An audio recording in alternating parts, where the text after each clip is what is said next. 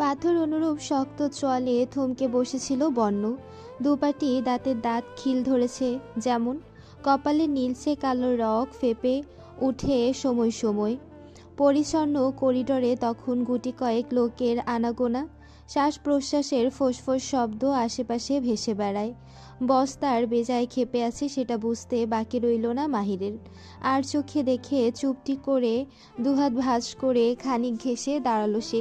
কিছু বলতে নেবে মনস্থির করেও বলা হয় না। বর্ণ ফিসফিসিয়ে উঠে চটে যাওয়া মেজাজ দেখিয়ে, তুই দেখেছিস মাহির? ওই ডক্টর ফুলকে স্পর্শ করেছে, ফ্রেন্ডশিপ পেতেছে নাকি? আর ফুল বেয়াদবটা কিভাবে হাতে হাত মিলিয়েছে দেখেছিস তুই? ইতস্ত করছিল ছেলেটা। ঘাড়ে আলতো হাত বুলিয়ে মিনমিন করে, নো বস, আমি তো ওখানে তখন ছিলাম না, তাই জেলাস জেলাস সিনটা মিস করে গেছি। একটা স্যাড সং। শেষ বাক্যটি আফসোস মিশ্রিত নিম্ন আওয়াজে বললেও বর্ণের কানে সূচের মতো বিঁধে গেল ঠিকই। সময় ব্যয় হয় না। বাজ পাখি শিকার করার মতো খপ করে মাহিরের কপাল টেনে মুখোমুখি নিয়ে এলো। অপ্রত্যাশিত ঘটনায় বুক ধরফরায়। মাহির ঢোক গিলে বর্ণের চোখের দিকে তাকাতেই শ্বাসরোধ অনুভব হয়। ভুল শব্দচয়ন করে রাগের বহর বাড়িয়ে দিয়েছে বুঝি বসের। তুই বলতে চাস আমি জেলাস? মাহির মনিদয় এধার ওধার ঘুরায়। কিছু কিছু জোড়া দৃষ্টি ঘুরে ফিরে তাদের দিকে তাকাচ্ছে। মান সম্মান দফারফা। জিভে ঠোঁট ভিজিয়ে মাথা নেড়ে একবার হ্যাঁ একবার না ইঙ্গিত করে বলল বিজ্ঞের মতো, আপনি যেদিন বললেন সুখের প্রেমে পড়েছেন, চোখের সামনে প্রেমিকের সাথে পরপুরুষের সখ্যতা গড়ে উঠলে বুকের ভিতরে যেই অগ্নিফুলকা উতলে পড়া ফিলিংস হয়, তাকে জেলাসি বলে বস। ছুঁড়ে ফেলার মতো বর্ণ তার কলার ছেড়ে দেয়। কঠোর দৃষ্টি বজায় রেখে দাঁতে দাঁত নিষ্পেষিত করে বলে, জেলাসের সংজ্ঞা জানতে চেয়েছি আমি। চোখের সামনে থেকে বহিষ্কার হ, গেট লস্ট। Cabin number ৩০৮। এখানে সুখের অবস্থান। মেয়েটা নিষ্প্রভ অনুভূতিতে চুপচাপ বসে। এক দৃষ্টে বন্ধ জানালার বাহিরে তাকিয়ে টমিকে তার কোলে তুলে দিল নুরা। তাও যদি একটু হাসে, তবে সুখ হাসে না। জোরপূর্বক তাদের মন রক্ষার্থেও নয়। উল্টো মেহেরাবের দিকে ভয়ে ভয়ে চেয়ে যথাসম্ভব নিজেকে গুটিয়ে রাখায় ব্যস্ত। রুবায়েত সহ আইজা ও সাইমা অপর বেডে বসেছেন। মেহেরাবের কেন যেন ইচ্ছে করছিল না যেতে। উপরন্তু নুরার উদ্দীপনা, তবে তাকে যেতে হবেই। টুল ছেড়ে উঠে দাঁড়ালো সে। মৃদু হেসে নুরার চুল এলোমেলো করে চেষ্টা চালিয়ে বলে, যাই তবে কিউটি পাই। অতঃপর সুখের দিকে কোমল দৃষ্টি ফেলে। চোখাচোখি হয় এক ঝলক। কি হিসেবে তখন মেহেরাবের সাথে হাত মিলিয়েছিল সুখ জানে না। আপনা আপনি যেন ঘটে গিয়েছে সব। পরবর্তীতে সে কিন্তু একটি বারও মেহেরাবের ডাকে প্রত্যুত্তর করেনি। দুবার ঘাত করে শুষ্ক মুখে তার কথায় সায় জানিয়েছিল কেবল। মেহেরাব মৃদু কণ্ঠে বিদায় নেয়। যাচ্ছি কিন্তু ফুল। নিরুত্তাপ সুখের মনে কেমন অনুভূতি হলো কে জানে, তবে ছোট্ট নুরার ভালো লাগলো না। মনে হলো ফুল ডাকটা শুধু বর্ণের মুখেই মানায়। বলল ঠোঁট উল্টে পাল্টে, ফ্রেন্ড, তুমি ওকে ফুল বলে ডাকবে না, সুখ পাখি নামে না হয় ডেকো।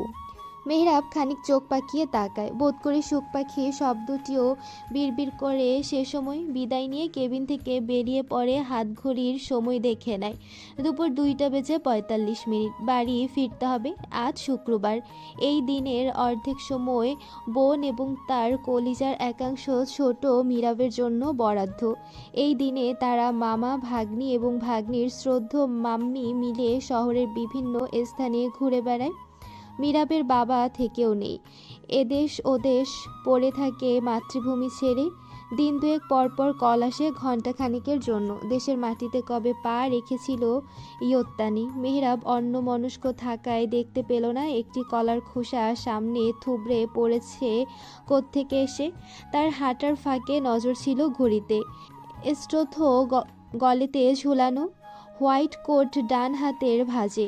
গুনে গুনে 3 কদম আগাতেই আচমকা কলার খোসায় পা পড়ে স্লিপ খেয়ে মুখ থুবড়ে অগ্রভাবে পড়ে যেতে ধরে। অথচ সৌভাগ্যবশত পড়ল না। একটা শক্তিশালী হাত তার পিঠের চেক শার্ট খামচে ধরে রেখেছে। পেছনে টান পড়ায় শার্টে দুটো বাটন ঠাস ঠাস ছিঁড়ে সিঁড়ি বেয়ে গড়াগড়ি খেয়ে কোথাও একটা চুপে গেল। হাতের ফাইল গলার এস্টেথো সিঁড়ির মাঝখানে। মেহরাব ঝুঁকে আছে সিঁড়ির মুখোমুখি, পিঠ খামচে ধরা, হাতটি সন্তর্পণে ছেড়ে দিলে নিঃসন্দেহে সিঁড়িতে গড়াগড়ি খেয়ে হাত পা নকশির ভেঙে। আরে রে, ডক্টর স্টে সেফ। না জানে কখন কি ঘটে যায়। সোজা করে দাঁড় করিয়ে দেওয়া হয় তাকে। বুকে হাত চেপে প্রথমে জোরে জোরে কয়েকটা শ্বাস টানল মেহরাব। বুকের স্পন্দন নিয়ন্ত্রণ হারিয়ে আতঙ্কে নিজেকে সামলে পাশে চাইল। পকেটে দুহাত পুড়ে ভ্রু গুটিয়ে আছে আফসিয়ান বর্ণ। দৃষ্টি কেমন যেন, মাত্র যা ঘটে গেল তা অনাকাঙ্ক্ষিত ছিল। মেহরাব আশেপাশে চেয়ে চোখ হাটিয়ে উৎসুক দৃষ্টিদের দেখে নেয়। দুটো স্টাফ এগিয়ে আসে, হাতের ইশারায় তাদের কাছে আসতে নিষেধ করে বুঝিয়ে দেয় সে ঠিক আছে। একটা ছোট্ট থ্যাঙ্কস দেবো না ডক্টর? অ্যাজ আই থিঙ্ক আমার কাছে আপনার থ্যাঙ্কফুল হওয়া উচিত। একটুও লজ্জাবোধ করলো না বর্ণ কথাগুলো উচ্চারণ করতে, বরং সুচালো চক্ষুদ্বয়ে একটু তাচ্ছিল্য, খানিক অদৃশ্য খোঁচা প্রকাশ পাচ্ছিল, ঠোঁটে সূক্ষ্ম হাসির রেখা। ডক্টর চকিতে তাকায়। আসলেই থ্যাঙ্কসফুল হওয়া উচিত, নচেত এতক্ষণে শ্মশানঘাট পরিদর্শন করে আসতে হতো। সৌজন্য হেসে মৃদুস্বরে কৃতজ্ঞ জানায়। থ্যাঙ্কস এ লট রকস্টার সাহেব, থ্যাংক ইউ ভেরি মাচ। গত 2 দিন যাবৎ সুখের সাথে কথা বলার চেষ্টা করছে বর্ণ, কিন্তু মেয়েটা নিশ্চুপ। তাকে দেখে ভয়ে যে কারো পিছু লুকিয়ে যাচ্ছে, এমনকি সব পুরুষদেরই সে ভয় পাচ্ছে। কথা বলছে না দেখে হয়তো বর্ণের জেদ কিংবা আগ্রহ গগনচুম্বী হয়েছে ফুলের রেসপন্স পাওয়ার। আজ দুপুরে সুখকে ঘিরে রাখা 3 রমণীকে কৌশলে লাঞ্চ করতে অপর কেবিনে পাঠিয়ে সে একা কথা বলতে চেয়েছিল, অথচ মেয়েটা তার ছায়া দেখা মাত্রই ফুপিয়ে বেডের সাথে সেটে গিয়ে গুটিসুটি মেরে রইল। বর্ণ এও লক্ষ্য করেছে সুখের শরীর অস্বাভাবিক কাঁপছিল তখন, বারবার হাত জোর করে দূরে সরে যাওয়ার মিনতি করছিল। সেই মুহূর্তে থমকে গেল বর্ণ, স্তব্ধ প্রায়। ফুল তাকে ভয় পাচ্ছে এই ভেবে যে সে হয়তো তাকে বাজেভাবে ছুঁয়ে কলঙ্কিত করে দেবে। সেদিনের ওই জানোয়ারগুলোর সাথে তাকে গুলিয়ে ফেলছে না তো ফুল? বর্ণ তখনই বেরিয়ে আসে আইজাকে পাঠিয়ে দিয়ে। হসপিটাল থেকেও চলে এলো 3 প্রয়োজনে আলাদা আলাদা 3টি ফোন, তার তন্মধ্যে একটি গ্যাং পরিচালনা করার। ওই ফোনে কথা চলাকালীন সময় প্রতিটি সদস্য যেন এক একটা রোবট। তাদের কথায় তখন খুনাক্ষরেও টের পাওয়ার জো নেই বাস্তব জীবনে এই 5 জনের অবিচ্ছিন্ন বন্ধুত্ব বহু বছর ধরে। তাদের পরস্পরের সাথে পরস্পরের সম্বোধন তুই। ল্যাবে ছিল জিসান, বর্তমানে সিকিউরিটি কনসাল্টিং ফার্ম প্রতিষ্ঠানের পেনিস্ট্রেশন টেস্টার পদে আছে সে। কম্পিউটারে নজর ডুবিয়ে রাখার মাঝে ব্যাঘাত ঘটে, হাঁটু ভাইব্রেশন করে ওঠায়, চতুর মস্তিষ্ক চট করে বুঝে যায় ডাক এসেছে। ল্যাবে সে ছাড়া কারো উপস্থিতি নেই। জিসান দ্রুত 3 আঙ্গুলে ফোনখানা বের না করে ব্লুটুথ কানে গুঁজল। এক সংযোগের সাথে ভিন্ন ভিন্ন জায়গা থেকে আরও 3 জন যুক্ত আছে। সকলের সমন্বিত স্বর বর্ণের কানে আসে। সিপস, রুষ্ট স্বরে কিছু একটা আদেশ করতেই জিসান জবাব করে, ইয়া সিপস, it will be complete very সুন।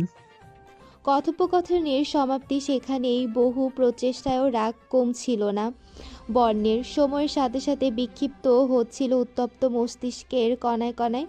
হসপিটালের নিচে রেস্টুরেন্টে গেল।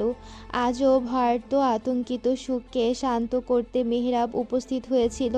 আসার পথে কানের গোড়ায় হিসিয়ে তো বলেছে, ফুলকে যেন টাচ করা না হয়। তখন অবশ্য ডক্টরে জানতে চেয়েছিল ভীষণ অমায়িক স্বরে। বোনকে খুব ভালোবাসেন বুঝি? ঠিক সেই মুহূর্ত থেকে মস্তিষ্কে আগ্নেয়গিরি লাভা আশ্রে পড়ছে যেন। রেস্টুরেন্টে চুপচাপ গো ধরে বসে রইল সে, কিছু অর্ডার করলো না। মেজাজের দফারফা করতে হুট করে মেহরাব এসে হাজির হলো। অনুমতিও চাইলো সামনের চেয়ারে বসবে নাকি। বর্ণ জবাব দেয়নি, ভস্য করে দেওয়ার মনোভাব নিয়ে চেয়ে থাকলো অনিমেষ। মেহরাব ততক্ষণে নীরবতাকে সম্মতির লক্ষণ ভেবে আসন পেতে নিয়েছে। তবে বর্ণর চাহনি দেখে খানিক ভরকালো, গলা খাকারি দিয়ে প্রশ্ন করে অল্পক্ষণ পরেও নজরের হেরফের না হয়। রকস্টার সাহেব, এনিথিং রং? এভাবে তাকিয়ে আছেন যে? বর্ণের ভাবান্তর হলো কই। দৃঢ় চোয়ালে তাকিয়ে রইল কঠোর দৃষ্টি ফেলে। টেবিলের কিনারা হাতের মুঠোয় এমনভাবে চেপে ধরল যেন গুড়িয়ে রেখে দিতে পারলেই তৃপ্তি মিটবে। দাঁতে দাঁত নিষ্পেষিত করে জবাব দিল বর্ণ। এক্সকিউজ মি ডক্টর, এরা আমার চোখ, এদের মালিক আমি। যখন যেভাবে ইচ্ছে তাকাতে পারি, কেউফে দিতে হবে? Absolutely not. ক্ষণকাল স্থির চেয়ে ঠোঁটে ঠোঁট টিপে মৃদু হেসে দুদিক মাথা নাড়ল মেহেরাব। এহেন কঠোর প্রত্যুত্তরে অপমানিত বোধ করল না, বরং কেন যেন হাসি পেল। ইম্যাচিওরদের মতো লাগছিল বর্ণের হাবভাব। প্রাইমারি স্কুলের বাচ্চারা সামান্য কারণে যেভাবে পায়ে পা লাগিয়ে ঝগড়া করে, অনেকটা তাদের মতো মনোভাব। বর্ণের নজর এড়ায়নি মেহেরাবের হাসি। গলা ঝেড়ে কেশে মেহেরাব বলল পুনরায়, কি খাবেন রকস্টার? কেন, আপনি খাইয়ে দেবেন? অদ্ভুত কথাবার্তায় বর্ণ নিজেও খানিক চকিত হলো। ঘোরের মাঝে অবুজের মতো কী সব বলে যাচ্ছে। তার ব্যক্তিত্বের সাথে আদৌ এসব যায়? বিরক্তিতে চবাচক শব্দ তুলে কপালে আঙ্গুল ঘষে রাগলে মেজাজ নিয়ন্ত্রণ হারিয়ে তার ভাঙচুর সামনের জনকে তিক্ত আঘাতে জর্জরিত করতে একটুও বিবেকে বাধে না, অনুশোচনাও হয় না। তবে ডক্টর মেহেরাবের প্রতি সে বিশেষ কৃতজ্ঞ। আফটারঅল ফুলকে সুস্থ করার পেছনে তার অবদান রয়েছে, নচেত। মেহেরাবের নজর গেল বর্ণির ডান হাতের দিকে। দীর্ঘশ্বাস বেরিয়ে আসে। গত রাত খোলা দরজা রেখে উদম পিঠে ঘুমিয়ে উবু হয়েছিল নিজ কক্ষে। ভোরবেলা মায়রার বিস্মিত কণ্ঠে ঘুম ছোটে। মেহেরাব, কি হয়েছে রে তোর? 4 আঙ্গুলের ছাপ মনে হচ্ছে। এটা কোনো মানুষের নাকি জন্তুর? ব্যথা অনুভব হচ্ছিল তার, কিন্তু পিঠ হাতড়ে দেখেনি। আপুর কথায় আয়নায় পিঠ পিছে দেখে সত্যি 4 আঙ্গুলের কালশিটের ছাপ পড়ে আছে, যার সম্পূর্ণ ক্রেডিট রকস্টার আফসিয়ান বর্ণের। যাক, তবুও মন্দ নয়। সিঁড়ি গড়িয়ে হাত পা নাকশির ভাঙে হসপিটালে বেডে শুয়ে পড়ার চেয়ে। এন্টারটেনমেন্ট নিউজে একটা বিষয় চোখে পড়ছে। হেডলাইন, রকস্টার আফসিয়ান বর্ণ এখন ঢাকায়। ইতিপূর্বে পরিচয় গোপন রেখে এখানে তার পদধূলি পড়লেও বোধ করি আড়াল থেকে তার ঢেকে রাখা মুখখানি কেউ দেখে নিয়েছে। এবারে ভিডিও করে নেটে প্রকাশও করেছে। শেরটন ঢাকা হোটেলে কাল সন্ধ্যাবেলায় ফ্যান্সরা সবে ঘিরে রেখেছিল বেশ খানিকটা সময়। অটোগ্রাফও দিয়েছে অহরহ। নিজের ইমেজ সতেজ রাখতে বর্ণ আবার পটুদের শীর্ষে। মেজাজ খোয়া যাক, বিরক্তিতে মাথার শিরা ছিঁড়ে যাক, দাঁতের দাঁত চেপে অধর থেকে নজরকাড়া হাসি সরাতে ভুল হয় না তার শুভাকাঙ্ক্ষীদের সামনে। আজ ইন্টারভিউ আছে সন্ধ্যা 7টায়। লোকেশন ঢাকার আশেপাশেই। বর্ণের সুঠাম দেহে পরিধানে আছে কুচকুচে কালো লেদার জ্যাকেট, সিলভার এমব্রয়ডারি করা white T shirt, faded blue jeans, পায়ে চকচকে ব্ল্যাক স্নিকার্স। পুরুষটির হাঁটার ধরন, চোখের সুচালু ক্ষুরোধার দৃষ্টি, এমনকি প্রতিটি স্টেপে গাম্ভীর্য আত্মবিশ্বাসপূর্ণ, তাতে আভিজাত্য লেপটানো। আইজা ছেলের দিকে মোহিত চোখে বেশ অনেকক্ষণ চেয়েছিলেন। মনে মনে দোয়া করে দেন ছেলে তার সব দিকে পারফেক্ট, মাশাআল্লাহ। খালি মাত্রা অতিরিক্ত রাগী, অথচ বর্ণের চলনে বলনে সহজে বোঝা যায় না। তিনিও বুঝতেন না যদি না সেদিন অভ্রর সাথে দেখানো সেই নিষ্ঠুর প্রতিক্রিয়া না দেখতে পেতেন। বর্ণ কিন্তু জেদি, নিষেধের প্রতি তার শুরু থেকে একটু বেশি আকর্ষণ। খানিক পরেই বেরোবে ইন্টারভিউর উদ্দেশ্যে। হসপিটাল এসেছিল বর্ণ, কোনো বিশেষ কারণ নেই, ব্যাস পা দুটো যেন অবচেতনেই হোটেল ছেড়ে এখানে উপস্থিত হয়েছে। সুখ তখন হুইল চেয়ারে, ডান পাটা হাঁটু থেকে পায়ের পাতা অবধি আজও ব্যান্ডেজে চুপানো। বর্ণকে দেখা মাত্রই মুখ লুকিয়ে আইজার আঁচলের তলদেশে চলে গেল। বর্ণ এক ঝলক তাকে দেখে আম্মুর দিকে চায় প্রশ্নাতীত। ভদ্রমহিলা বলেন, ডক্টরের পরামর্শ করিডোর ঘুরিয়ে আনছি। অনেক দিন তো পড়েছিল বেডে, এখন একটু রুম ছেড়ে বের হওয়া প্রয়োজন নয় কি? সুখের মাথায় হাত বুলিয়ে দিলেন আইজা। রুবায়েত ফ্ল্যাটে গেছে কোনো দরকারে, সাইমাকেও সাথে নিয়েছে। নুরা তামিদ সাহেবের সাথে বাহিরে।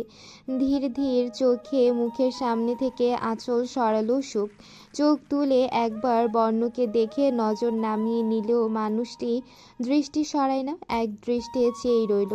চুলগুলো আগের তুলনায় খানিক বেড়েছে সুখের, কানের লতি অবধি ঢেকে আছে।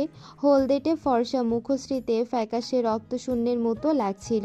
শুষ্ক ঠোঁটজোড়া নিষ্প্রভ, চোখের দৃষ্টিতে চঞ্চলতা খুঁজে পাওয়া দুষ্কর। সব যেন ধুধু মরুভূমি। বর্ণ সুখকে ডাকে না, যে জানে মেয়েটা সাড়া দেবে না। ইচ্ছাকৃত হাতের ঘড়ি আর ওয়ালেট ফ্লোরে ফেলে দিল হঠাৎ। স্রোতে ভেসে যাওয়ার মতো ঘড়ি স্লিপ খেয়ে খানিক দূরে চলে যায়, প্রায় বেডের নিচে। সাবধানে বর্ণ, দেখলে তো পড়ে গেল। দাঁড়াও, ঘড়ি আমি এনে দিচ্ছি। আইজা ছেলের বেপরোয়াপনায় হতাশ হয়ে সুখকে স্থির রেখে পিছিয়ে গিয়ে ঘড়ি তুলে নিতে যান। ওয়ালেট হুইলচেয়ারের নিকটেই পড়েছে। বর্ণ আচমকা ঝুঁকে গেল সেদিকে।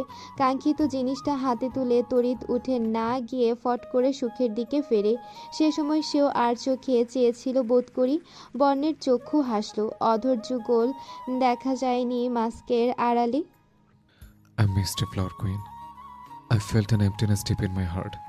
সত্যি বলছি, এমন অনুভূতির সাথে আমি কিন্তু পরিচিত ছিলাম না ফুল। Do you know why this is happening? সুখের কর্ণ কঠোরে পৌঁছলো বর্ণের আবেশমাখা ফিসফিস স্বর।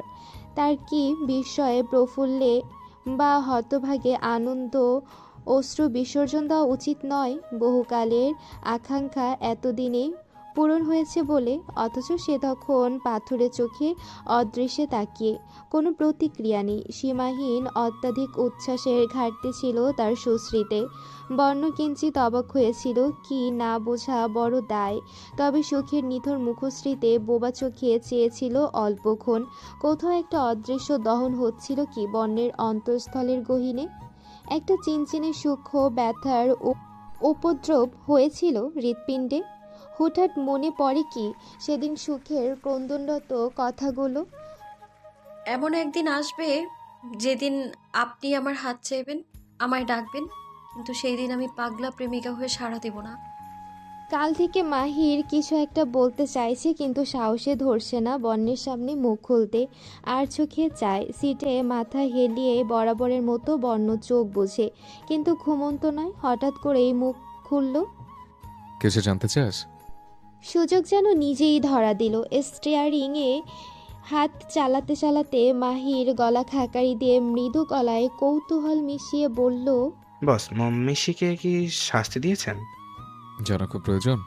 মাহির হতাশ হয়। সে বর্ণের অ্যাসিস্ট্যান্ট, শুধু তার এই একটি আর্টের জন্য সাধারণের আড়ালে থাকা বর্ণের স্পেশাল চরিত্র সম্পর্কে একটু একটু ধারণা থাকলেও বেশি দূর অবগত নয়। অনেকবার সেই গ্যাংয়ে প্রবেশের আগ্রহ দেখালেও বর্ণের অগ্নিশীতল দৃষ্টি দেখে মনের ভাব মনেই পুষে রেখে দিয়েছে সযত্নে। এই বসটাও না চোখের ইশারায় বেশি কথা বলে, মুখের চেয়ে বেশি হাত পা চালায়। আজব প্রাণী। বন্দরত চোখেই বর্ণ বাঁকা হাসে। রাত গভীর থেকে গভীরতায় ধাবিত হচ্ছে টিকটিক। ব্যস্ত শহর ধীরে ধীরে নীরবতাকে গ্রাস করছে। বর্ণ হুট করে চোখ মেলে গাড়ির বাহিরের আয়নায় দৃষ্টি নিক্ষেপ করে। একটা বাইকার আসছে পিছু পিছু। তার কিছু দূরে চোখ হাঁটলো, আরও চেনা অচেনা বাইক চোখে পড়বে। একটা বৃত্তাকার অগ্নিরেখা, বৃত্তের চারপাশে ঊর্ধ্বমুখী দাউ দাউ জ্বলছে অগ্নিশিখা।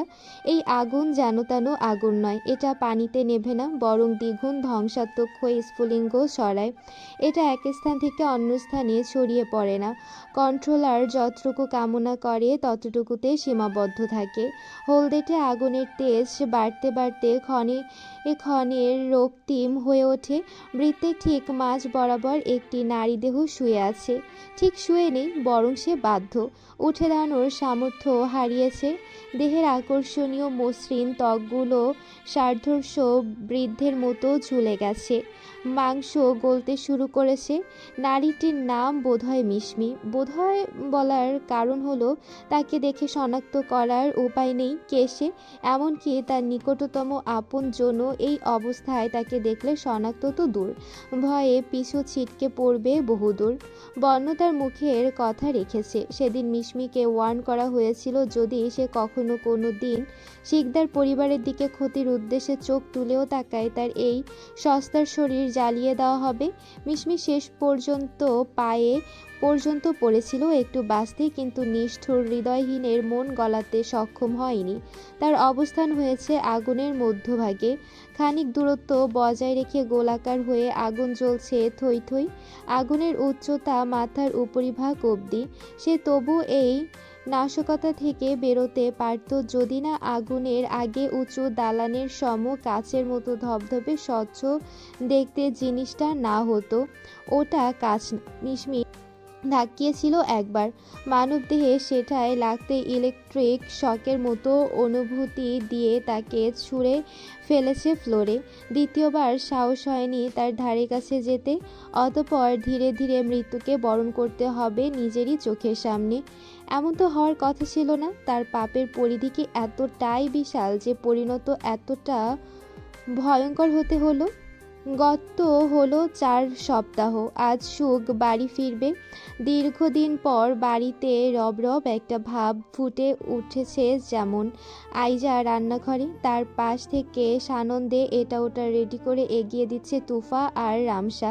এ বাড়িতে চুলোয় আগুন ধরানোর দায়িত্ব কেবল বাড়ির বউদের। ধারণা করা যায় যদি 1000টা মেয়েরও থাকে, তবুও রুবায়াত কিংবা আইজাই রান্না করবেন। সপ্তাহের 3 দিন 12টা থেকে 3টা পর্যন্ত ব্র্যান্ডের সাথে বর্ণের রিহার্সাল থাকে, আজও আছে। অতএব সে বাড়ি নেই। হানিফা বেগমের উৎকণ্ঠা বেশি লক্ষ্য করা যায় সুখকে দেখার। অব্র মুখ বাঁকিয়ে পাশে বসলো ড্রয়িং স্পেসে। কি বুড়ি, হঠাৎ দার্জালের দল পাল্টে পরিদরবেশ হয়ে গেল যে। ওহো, সুকাপিকে বহুদিন গালমন্দ করতে না পেয়ে হার্টের যন্ত্রণা বেড়েছে নিঘাত। কোথাও অ্যাটাক প্যাটাক হয়ে যাবে না তো বুড়ি? তোমার হাত কিন্তু এমনিতেই দুর্বল। বৃদ্ধা বেজায় খেপে গেলেন। দুর্বল হাতখানা তুলে হুঁশিয়ারি দেন। সুডো বান্দর, এটা কি দেখছোস? একটা দিমু গালের নিচে। আমি কি সব সময় ওরে গালমন্দ করতাম নাকি? আদর তো করতে দেখলাম না কোনো দিন। আমার চোখ কি তবে এতদিন ছানে পড়েছিল? অভ্র, ইয়েস মম। বাধ্যের মতো জবাব দিয়ে পিছু ঘুরে অভ্র। আইজা চোখ রাঙালেন। কতবার নিষেধ করেছি দাদুর সাথে এভাবে কথা বলতে। উনি এবারের বয়োজ্যেষ্ঠ। থমকে যাওয়া চোখে আশেপাশে তাকায় সুখ। উপর থেকে ফুল ছিটাচ্ছে তুফা, নুরা আর অব্র। তাদের এহেন পাগলামোতে সুখ শুষ্ক ঠোঁটে একবার নিষ্প্রাণ হেসেছিল কেবল। পর থেকে চুপটি করে আছে। তামিদ সাহেবের হাত থেকে তুফা হুইল চেয়ারে করে সুখকে এগিয়ে নিল ড্রয়িং রুমের দিকে। মাথা ঘুরাচ্ছে রুবায়াতের। অনুভূতি এমন যেন পুরো পৃথিবীটা ঘুরছে। চোখ মেলে রাখা কষ্টকর। আইজা ওনাকে ধরে রুমে দিয়ে এলেন। হানিফা বেগম জানতে চাইলেন সুখকে অনেকক্ষণ পর্যবেক্ষণের পর। কেমন আছিস নাতনি? কণ্ঠস্বর কোমল। দাদুর মুখে এমন সুর শুনতে সুখের কান দুটো সর্বদা মুখিয়ে থাকত, অথচ আজ তেমন প্রতিক্রিয়া দেখালো না। প্রায় অল্পক্ষণ পরে ঘাড় কাত করে উত্তর দিয়েছে, ভালো। ড্রয়িং রুমে একজন উপস্থিত ছিল আগে থেকেই, আফসিয়ান বর্ণ। সুখের চোখে চোখ পড়ল হঠাৎ করে। ঘন ঘন দুদিকে মাথা ঝাঁকিয়ে মেয়েটা দ্রুত মাথা নামিয়ে নিল। বর্ণ এগিয়ে আসে ধীরে, ঠোঁট নাড়িয়ে নিঃশব্দে বলল, বোধ হয়, ওয়েলকাম জেন্টলম্যান। গ্রাউন্ড ফ্লোরে ফাঁকা রুম অবশিষ্ট নেই। সুখকে রাখা হবে সেকেন্ড ফ্লোরে। রুবায়াত নিজের নিকটে নিজেদের বেডরুমে রাখতে চাইছিলেন মেয়েকে। তামিদ সাহেবও সম্মতি দেন। পরে তুফা বলল, সুখের সাথে সেকেন্ড ফ্লোরে কোন একটা রুমে না হয় সেই থাকবে। আইজার মনে ধরল কথাখানা। ছোট যাকে বুঝিয়ে রাজি করালেন ভদ্রমহিলা। সারাদিন মেয়ের কাছেই তো থাকবে, ব্যাস রাতের কিছু ঘন্টারই তো ব্যাপার। রুবায়াতের ভয় তখন অন্য কোথাও, আর তা হলো সাইমা। অব্রের পাশের রুম পরিষ্কার করা হয়েছে। বেডের চাদর পাল্টে পারিপার্শ্বিক সকল জিনিস মুছে ধুয়ে একদম ঝকঝকে পরিষ্কার। যদিও সপ্তাহে 2 বার করে বাড়ির প্রতিটি ফাঁকা রুমগুলো পরিচ্ছন্ন করা হয়। হুইল চেয়ার সমেত সুখ ড্রেসিং টেবিলের সামনে বসে। অপলক চেয়ে রয় স্বচ্ছ গ্লাসে। হসপিটাল থাকাকালীন সময়ে তার সামনে আয়না তুলে ধরা নিষেধাজ্ঞা ছিল ডক্টরের। সেখানে থাকতে নিজের প্রতিবিম্ব দেখা হয়নি। বেলকনির থাই গ্লাস খোলা। বিকেলের সূর্যের তীক্ষ্ণ রোশনি কিছুটা কমে এসে ঠাঁই নিয়েছে আবছা। সুখ কাঁদছে না আজ। চোখে কোনো দুঃখ নেই, নেই কোনো হতাশা। নির্বাক চাহনি স্থির। একবার মাথায় হাত বুলিয়ে নেয়। যেই ঝরঝরে কালো রেশমি চুলগুলো আগে পুরো পিঠে চড়ে বেড়াতো, তা এখন হয় না কিছু। অল্প শোকে কাতর, অধিক শোকে পাথর। সুখ বুঝি তেমন পাথরেই রূপ নিয়েছে। তার বহু দিনের যত্নে গড়ে তোলা শখের চুল আর নেই, অথচ তাকে একটু হাহাকার ছুঁতে পারল না। অথচ এই চুল তার অনুমতির চেয়ে কিঞ্চিত ছেটে দেওয়া হয়েছে বলেই একদিন কেঁদে কেটে বুক ভাসিয়েছিল। সুখ পাখি, এমন মনমরা হয়ে আছিস কেন রে? দেখতে কিন্তু একটুও ভালো লাগছে না। তুফা ড্রেসিং টেবিলে হেলান দিয়ে বসলো। সুখের মুখশ্রী এখন দেখা যাচ্ছে না আয়নায়। সে হাসলো শুষ্ক। তুফা পুনরায় বলে হতাশ কণ্ঠে, শুধু ঠোঁট বাঁকিয়ে একটু হাসলে হবে? হাত নেড়ে প্রাণ খুলে কথা বল। জানিস বাড়ির প্রত্যেকে কত মিস করছে তোকে। রামেশা, আতিফ ভাই, আসলাম, পালোয়ান সবাই তোর ফিরে আসতে কত খুশি। অথচ তুই কারোর সাথে কোনো কথাই বলতি না, দাদুর সাথেও না। তুই আন্দাজ করতে পারছিস বুড়িটাও বহুত মিস করেছে তোকে। হুট করে মেঝেতে নেমে এসে সুখের বরাবর হলো। চুলগুলো আলতো হাতে কপাল থেকে সরিয়ে ফ্যাকাশে হাস্যহীন মুখটা চিবুক ধরে উপরে তুলে বলল, তুফা, চুল কেটে ফেলা হয়েছে দেখে মন খারাপ? দুঃখ পাস না, সব আগের মতো হয়ে যাবে। B confidence. নোরা এলো টমিকে নিয়ে। তুফার কাছ থেকে নিজের দিকে সুখকে ঘুরিয়ে টমিকে কোলে তুলে দিল। দেখো দেখো কিভাবে তোমার কোলে চুপটি করে আছে টমিটা। এই বজ্জার দিন আমার চেয়ে তোমায় বেশি ভালোবাসে, দেখতে পাচ্ছো? সুখ আকস্মাৎ চাইল চোখ নামিয়ে। সত্যি টমি চুপটি করে বসে দৃষ্টি আকর্ষণ করতে তার চোখের দিকে মুখ বাড়িয়ে রেখেছে। নীরবে কিছু একটা বুঝিয়ে দিচ্ছে যেন। নিষ্পাপ প্রাণীদের এই অদ্ভুত বোবা ভাষা কিছুটা সুখ বোঝে, কেননা তাদের সাথে অল্প বিস্তর সুখের ভাষাও মিলে যায়। আলতো হাতে মাথায় বুলিয়ে দিতেই মুখ নুয়ে নেয় টমি। সুখ চোখ তুলে নুরার দিকে চাইতেই বাচ্চা মেয়েটা উচ্ছ্বাস নিয়ে বলে উঠল, ওহ নো সুখ, তোমায় এই হেয়ার কাটে একদম বেবি বেবি লাগছে। আমার তো কিউট একটা বেবি ভেবে টুকুস করে কিচি দিতে ইচ্ছে করছে। অভ্র আসছিল দরজা থেকে এক পা দুপা ফেলে। নজর ডুবে আছে ফোনে। কিবোর্ডে চলতে থাকা চঞ্চল আঙ্গুল থমকে গেল হঠাৎ। ভ্রু কুঁচকে মাথা তুলে সামনে তাকালো। অতঃপর দ্রুত কদমে নুরার পাশে এসে মাথায় গাঁটটা মেরে তুলে বসে ব্যঙ্গ করে শুধায়, আয়নায় নিজের থোবরা দেখছিস? বাইরে বেলারে বেবি বলে লোকে কতবার গাল টেনে দোকানে নিয়ে ললিপপ কিনে দেয়, হিসেব আছে ফাজিল। বনের কাছ থেকে কালো সানগ্লাসটা নিয়েছে আজ, মাথায় আটকানো ছিল। অভ্রের গাঁটটা সইতে না পেরে গ্লাসখানা ছিটকে মেঝেতে পড়ে গেল টুপ করে। অচিরেই ক্ষিপ্র হয়ে ওঠে নোরা। অভ্রের পেটে কিল ঘুষি বসিয়ে বলল রাগত স্বরে, আর কিপটে তুমি, নিজে কখনো কিনে দিয়েছো? এই ধানি লঙ্কা কত বড় না শোকর, দেখেছো শোকাপে আমার বাবার খেয়ে আমার বাবারটাকে পড়ে কিনা আমাকে কিপটে থাকে। একে তো গাট্টি পোচকা হাতে ধরিয়ে বাড়ির বাইরে ছুঁড়ে। চুল উড়িয়ে চোখের সানগ্লাস ঠেসে কোমরে হাত রাখে নুরা। পরপর অপর হাতে তুড়ি বাজিয়ে দাম্ভিক গলায় গম্ভীর স্বরে বলল, Abhra, behave yourself, don't cross limit. ঠোঁটে ঠোঁট চেপে হেসে ফেলল সুখ। আগের হাসির চেয়ে এবারে প্রাণোচ্ছল দেখালো। তা দেখে অব্রর পেটে কনুয়ের গুঁতো দিয়ে নুরা খুশিতে লাফিয়ে ওঠে। ইয়াহু! সুখ মিষ্টি করে হেসেছে, আমার কথাই হেসেছে। বেডে শুতে চাইছে সুখ। অব্র ও তুফা চিন্তায় পড়ল। সুখের পুরো শরীরে আঘাতের ক্ষতচিহ্ন আর প্লাস্টেড। কোথা থেকে ধরবে তারা যদি ব্যথা পায়? তোরা এখানে থাক, আমি বরং ছোট মামাকে ডাকি। আমি যাচ্ছি। কি হয়েছে? চেনা পরিচিত পুরুষালী ভরাট গম্ভীর স্বর। স্বরের মালিক আফসিয়ান বর্ণ। তোফা অবাক হবে কি হবে না দ্বিধান্বিত। প্রথমত বর্ণ রিহার্সাল থেকে আজ সময়ের পূর্বে ফিরেছে, এখন আবার সেদে সেদে রুমের সামনে দাঁড়িয়ে কি হয়েছে জানতেও চাইছে। অথচ এমন নম্রতামূলক ব্যবহার পুরুষটি নিজের চরিত্র থেকে বিয়োগ করেছে বহুকাল। সুখে কিভাবে বেড়ে তুলবো বুঝতে পারছি না ভাইয়া, একটু হেল্প করবে?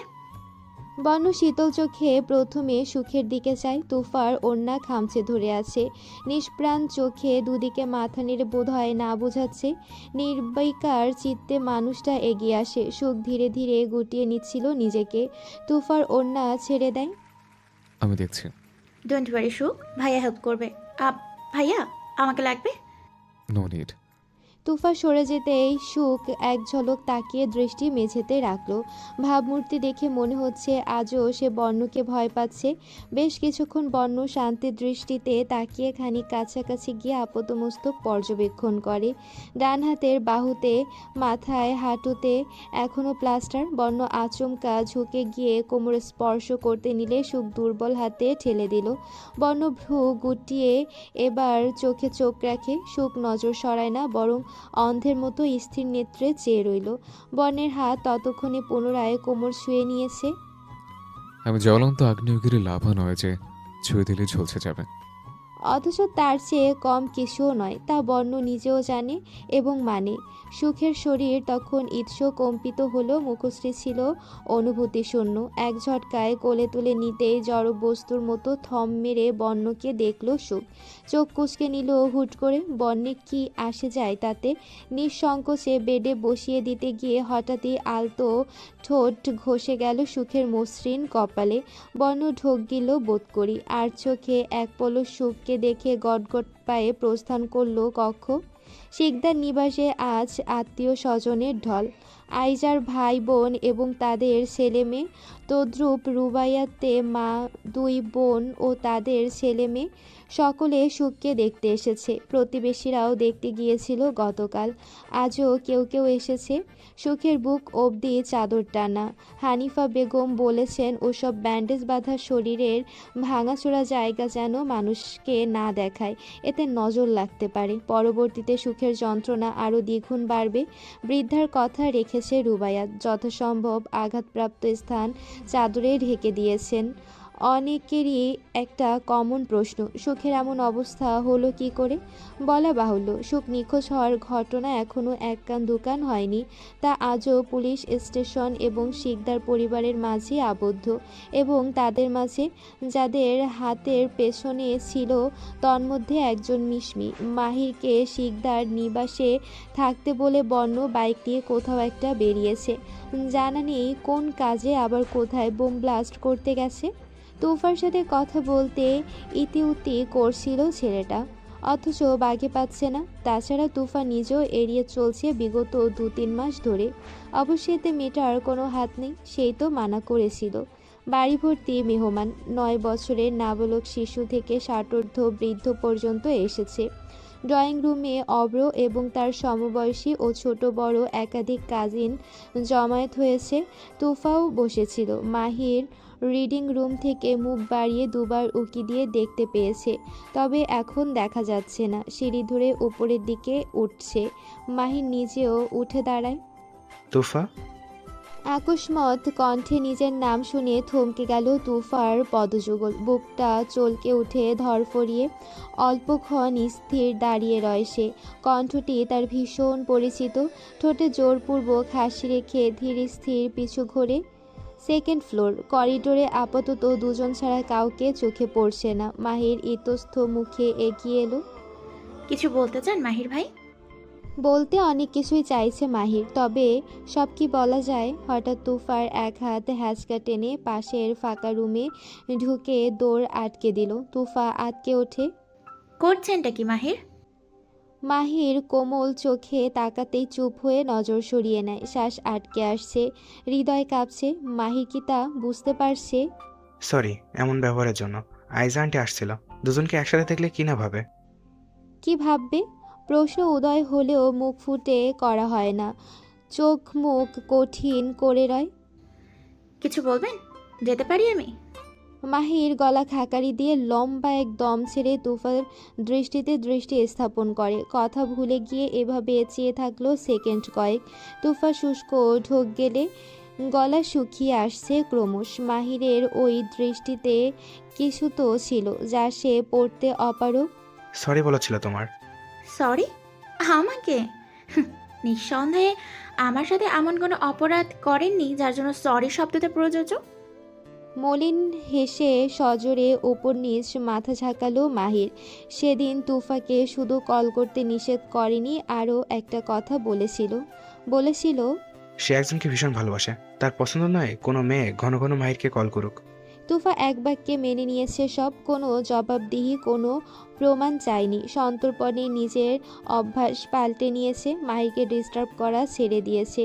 সে ততটাও বেহায়া নয়। বিপরীত পক্ষের বারণ সত্ত্বেও যেচে তার আশেপাশে ঘুরবে, থাক নাকি সব প্রাপ্তি।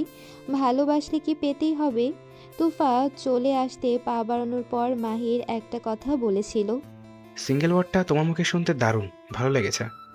ডিনার টেবিলে প্লেটে হাত রেখে অন্যমনস্কে ভাত নাড়াচাড়া করে চলেছে সামিয়া। চোখ বেয়ে অঝরে অশ্রু গড়িয়ে পড়ে।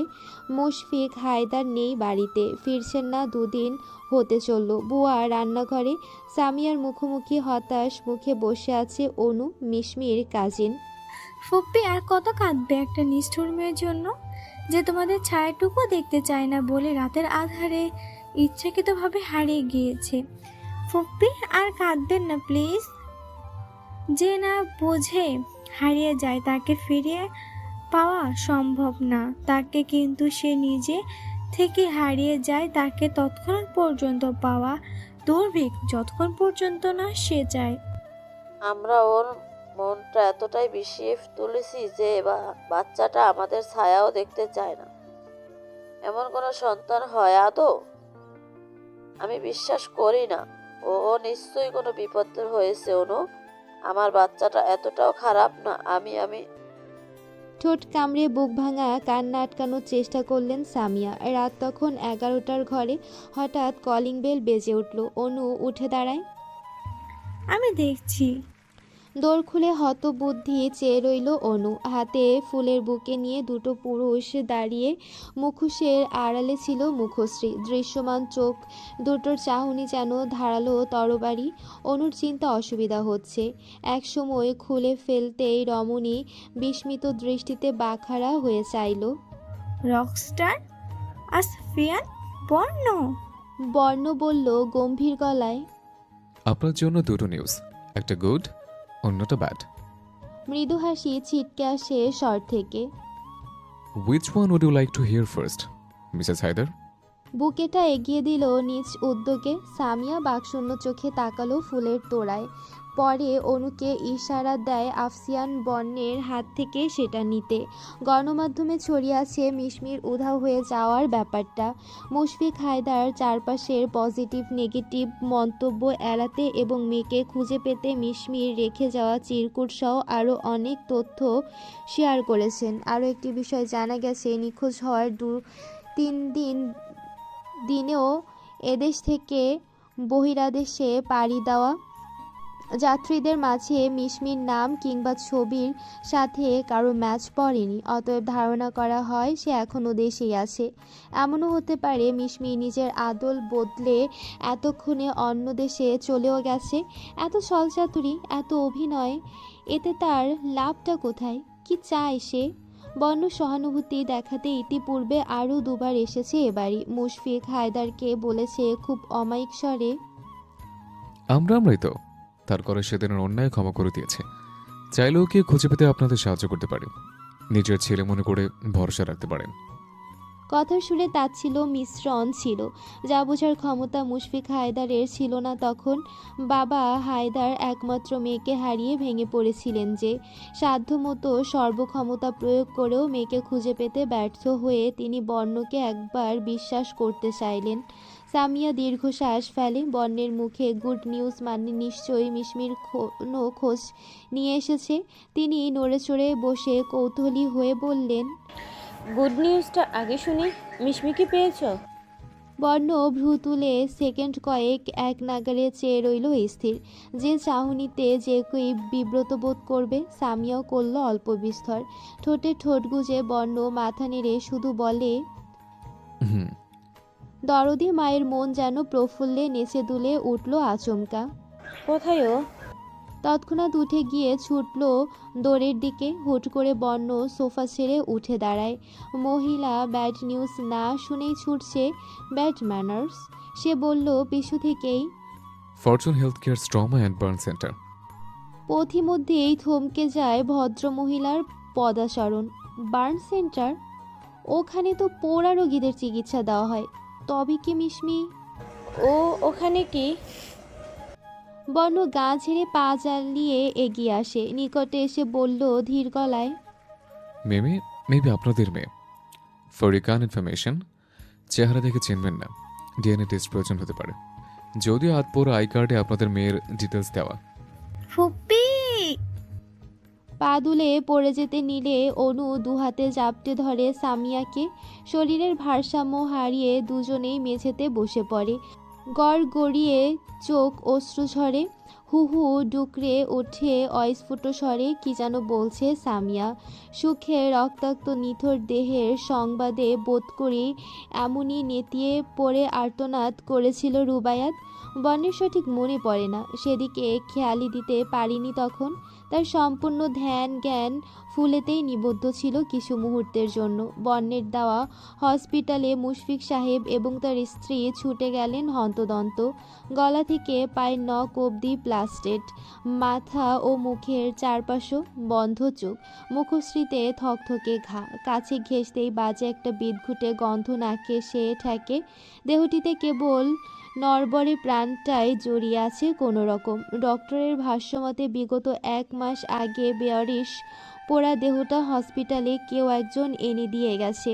উক্ত ব্যক্তির হদিশ পাওয়া যায়নি দ্বিতীয়বার। তবে দেহটি তিনি কোথায় পেয়েছে তার ঠিকানা দিয়েছেন। একটা আতপোড়া পার্স গছিয়ে দিয়ে আরও বলেছে দেহটি যে গাড়িতে ছিল তার পাশেই পার্সটি পাওয়া গিয়েছে। এর চেয়ে বেশি তথ্য জানা যায়নি। ব্যক্তিটি দ্বিতীয়বার আসবেন বলে আশ্বস্ত করে পুনরায় আর দেখা দেয়নি। ডক্টর এও জানিয়ে দিলেন, অস্ট্রিয়ান বর্ণ গত সপ্তাহে হঠাৎ এসে দেহটি পরিচিত বলে শনাক্ত করেছেন এবং উন্নত চিকিৎসার ব্যবস্থা করেছেন। অধিকাংশ পুড়ে গলে যাওয়া পার্সে থাকা আই কার্ডে মিশমির ছবি দেখে অবিশ্বাস্য আতঙ্কে থরথর কাঁপতে লাগে সামিয়া। নামগুলোর অর্ধেক দেখা যাচ্ছে না, তবে শুরুর 2-1 অক্ষর অভিভাবকদের নামের সাথেও মিলে যাচ্ছে। দরদর করে ঘাম বেয়ে ঝরে কপাল ঘেঁষে একসময় চিৎকার করে অজ্ঞান হয়ে লুটিয়ে পড়ে সামিয়া।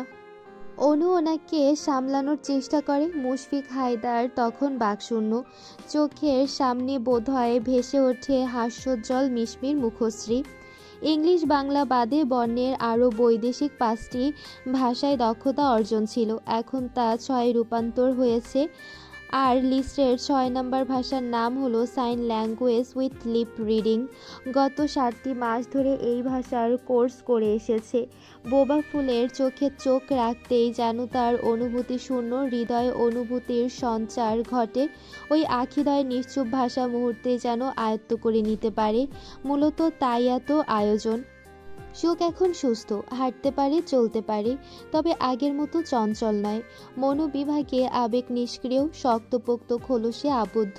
হাসি যেন মেপে মেপে, সবসময় গম্ভীর হয়ে বসে থাকে।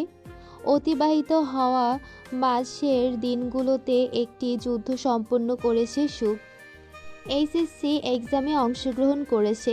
তামিদ সাহেব যদিও মেয়ের অসুস্থতার কথা মাথায় রেখে পরীক্ষায় না বসার পরামর্শ দিয়েছিলেন, তবে সুখ মানল না। হুইল চেয়ারে করেই কেন্দ্রে পৌঁছেছে। এখনও পরীক্ষার ফলাফল প্রকাশ পায়নি। সকাল 8:35। সবুজ গাছপালার বহুগুণ ঊর্ধ্বে নীল আঁচল ঢালানো বিস্তৃত আকাশ, প্রকৃতিতে হালকা পাতলা শীত শীত আবহ। শ্যামল গার্ডেনে মিঠা মিঠা রুদ্রতাপ এসে হামলে পড়ে এই সময়। ঘর কোনো স্বভাবের সুখকে টেনে টুনে বেরিয়ে এলো তুফা।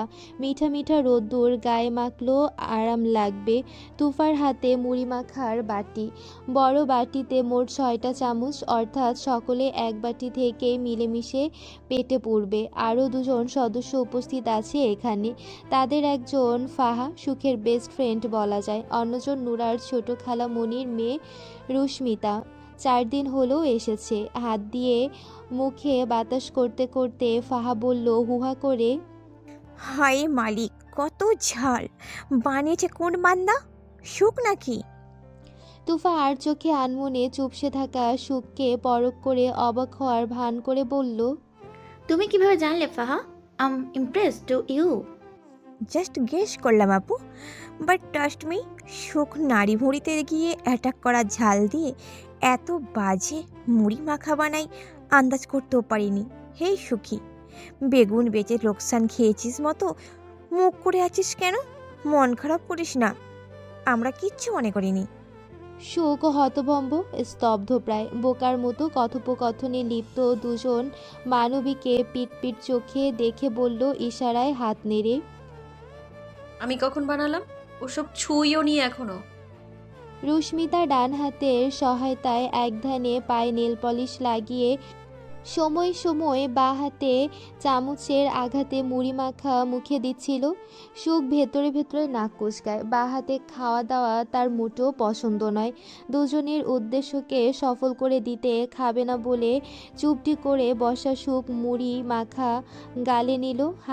দাঁতের নিচে পিষ্ঠ করে ঢোক গিলে 2জনের দিকে চাইল সন্ধিহান চোখে। ঝাল তো স্বাভাবিকই আছে, স্বাদও ভালো।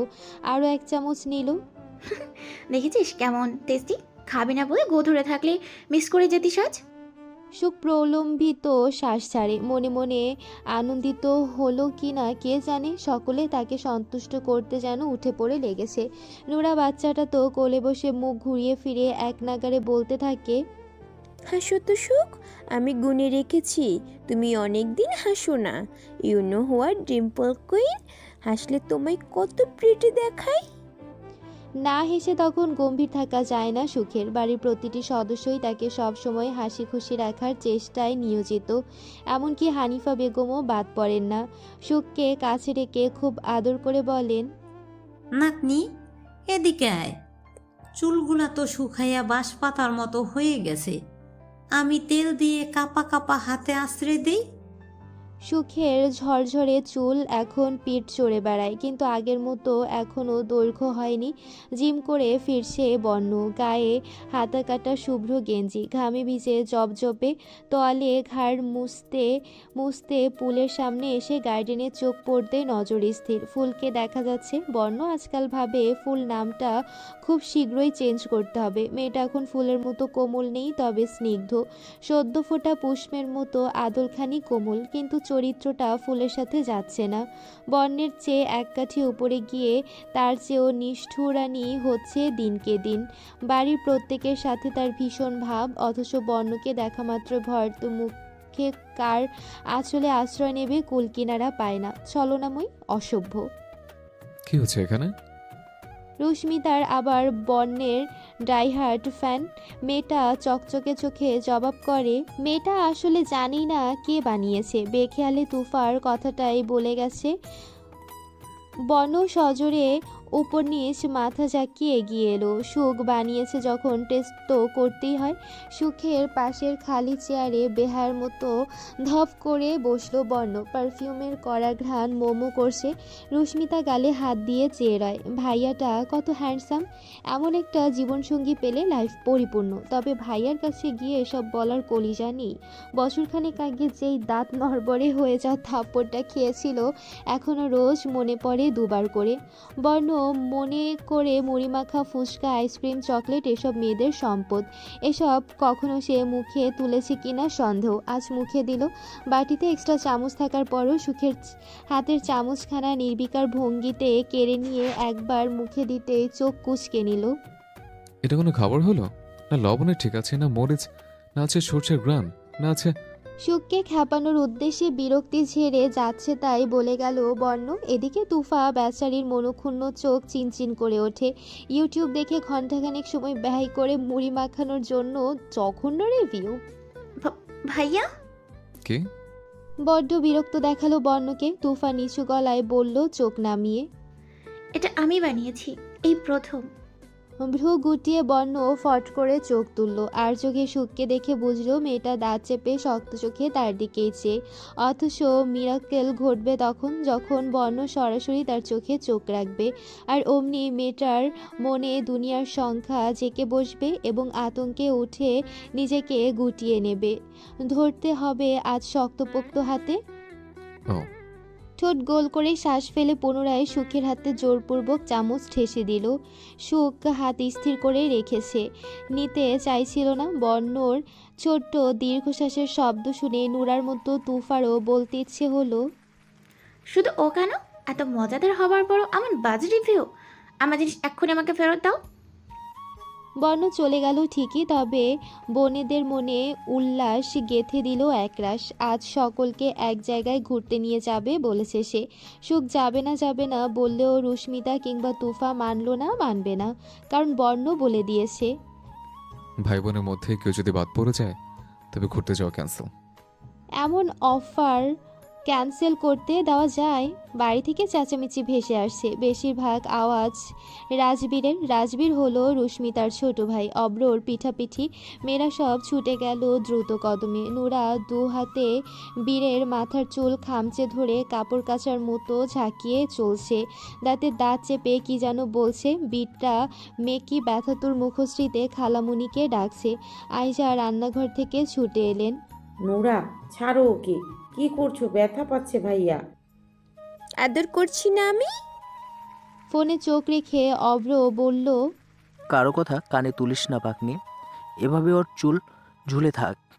মায়ের ধমকে অব্র চুপ হয়ে গেলেও নুরা বীরের চুল ঝাঁকাতেই আছে, কিন্তু বীর ছাড়া পাওয়ার কোনো চেষ্টাই করছে না। আইজা দ্রুত এগিয়ে গেলেন।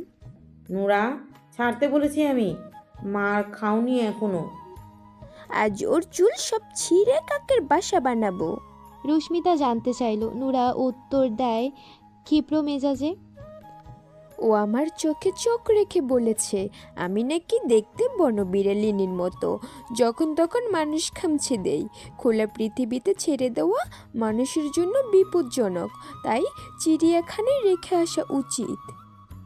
একযোগে হুহু হাসির কয়েকটি সমন্বিত স্বর কর্ণপ্রহরে পৌঁছাতেই হাত স্থির হলো তার। চোখ ঘুরিয়ে দেখলো সকলেই হাসছে, কেউ শব্দ করে, কেউ ঠোঁট টিপে। মনে হলো সবাই তাকে হেয় করে অপমানিত করছে। দুঃখে অপমানে জর্জরিত হয়ে সইতে না পেরে আচমকা ভ্যা ভ্যা করে কেঁদে উঠে সোফা থেকে ছটপট ফ্লোরে নেমে হাত পা ছুঁড়ে কান্না লাগিয়ে দিল মেয়েটা। কেউ ভালোবাসে না আমায়। পরবর্তীতে কারো সান্ত্বনা গ্রহণযোগ্যতা পেল না নুরার কাছে। হচ্ছে কি এখানে? নূর ফ্লোরে বসে কাঁদছে কেন? আয়জাকে বলল কেউ। হাতের উল্টো পিঠে নুরা চোখ মুছে সেদিকে চেয়ে ঠোঁট উল্টে পুনরায় কেঁদে উঠল। বর্ণ, ও আমার চুল টেনে মেরেছে আর বাকি সবাই মজা লুপেছে। ড্রাইভিং সিটে বসা বর্ণ, ব্যাকে কোনো সিট অবশিষ্ট নেই। নুরা, তুফা, ফাহার, রুস্মিতা একসাথে। রাজবীর, অব্র একদম শেষের সারিতে।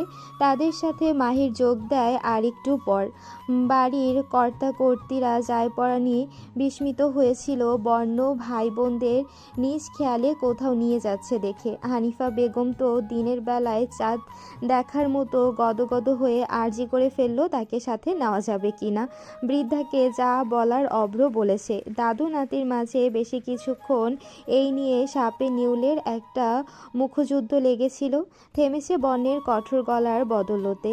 ফ্রন্ট ব্যথিত সুখ বসার আর জায়গা পেল না। গেল বর্ণের পাশে বসেই যেতে হবে।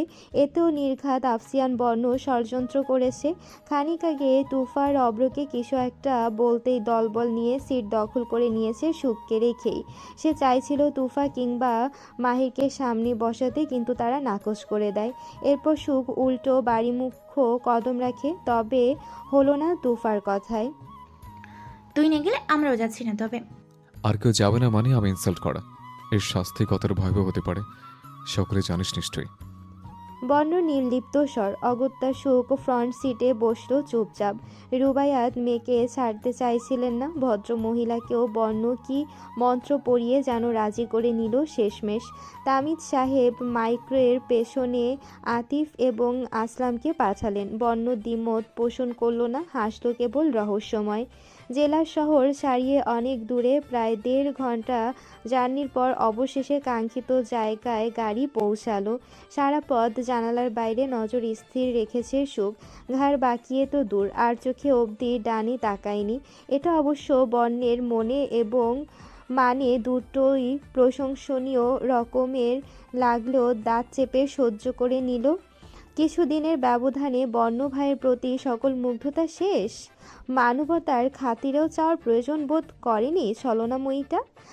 গাড়ি থেকে নামতে গেলে ওড়নাটায় টান পড়ল সুখে। নিষ্প্রভ চোখে পিছু ঘুরে দেখলো বর্ণের ঘড়িতে আটকে আছে কোণ। চোখ তুলে চাই সুখ, বর্ণের ধ্যান এদিকে নেই তখন।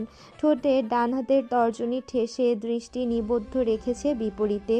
ওড়না টেনে ছাড়ানোর চেষ্টা করলো, একবার আসে না।